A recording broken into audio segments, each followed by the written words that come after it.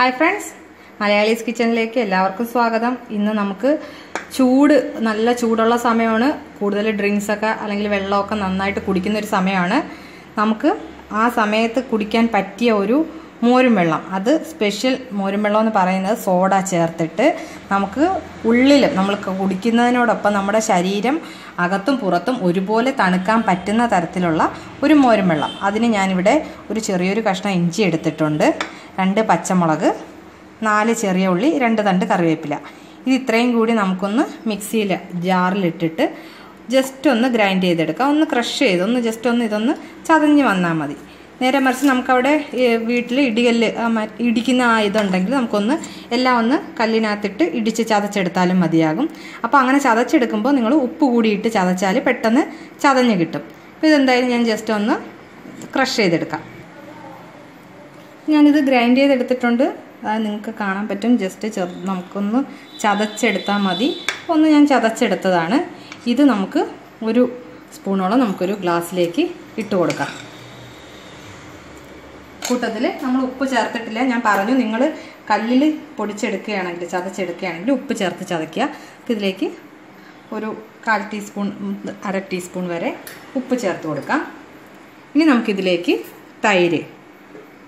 തൈര് അല്ലെങ്കിൽ നല്ല പുളിച്ചിട്ടുള്ള മോരിനെക്കാട്ടിലും നമുക്ക് തൈര് തന്നെയാണ് ഏറ്റവും ബെറ്റർ. കാര്യം നമ്മൾ ഇതിലേക്ക് ഇനി സോഡ ചേർക്കുന്നുണ്ട്. നമുക്കിതൊന്ന് മിക്സ് ചെയ്ത് കൊടുക്കാം. ഇതിനകത്ത് ഇഞ്ചി, ചെറിയ ഉള്ളി, പച്ചമുളകും കറിവേപ്പിലയാണ് ചേർത്തിട്ടുള്ളത്. അപ്പോൾ നന്നായിട്ടൊന്ന് മിക്സ് ചെയ്ത് കൊടുക്കുക. ഉപ്പൊന്ന് കറക്റ്റിന് നമ്മൾ ഉപ്പ് ചേർത്ത് കൊടുക്കണം. ഇനി നമുക്കിതിലേക്ക് സോഡ ഞാൻ എടുത്തിട്ടുണ്ട്. അപ്പോൾ നിങ്ങൾക്ക് അവൈലബിൾ ആയിട്ടുള്ള സോഡ എടുക്കുക. അതെല്ലാം നിങ്ങൾക്ക് സോഡ മേക്കർ ഉണ്ടെങ്കിൽ തീർച്ചയായിട്ടും വീട്ടിൽ തന്നെ സോഡ തയ്യാറാക്കുക. അപ്പോൾ ഞാൻ തണുത്ത സോഡയാണ്. അതുപോലെ തൈരാണെങ്കിലും തണുത്തതാണ്. നമുക്കിതിലേക്ക് സോഡ ഒഴിച്ചു കൊടുക്കാം. സോഡ ഒഴിച്ചു കൊടുക്കുമ്പോൾ ചെറുതായിട്ട്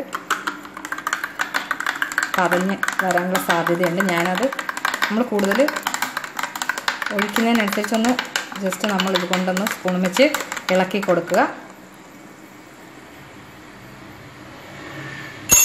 അപ്പോൾ നന്നായിട്ട് പതയുന്നുണ്ട്. അതുപോലെ നല്ല തണുപ്പുമാണ്. നമുക്കിതിനകത്തേക്ക് ഒരു ഐസ് ക്യൂബ് കൂടി ഇട്ട് കൊടുക്കാം.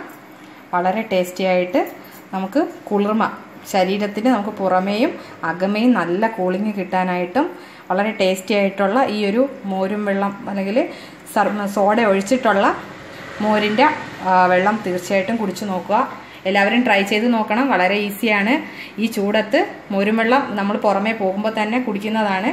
അപ്പം സോഡ ചേർത്തിട്ട് നമുക്ക് വീട്ടിൽ ട്രൈ ചെയ്യാൻ പറ്റുന്ന ഈ മോരും വെള്ളം എല്ലാവരും ട്രൈ ചെയ്ത് നോക്കുക. ട്രൈ ചെയ്ത് നോക്കുമെന്ന് വിശ്വസിക്കുന്നു. Thank you. ബൈ.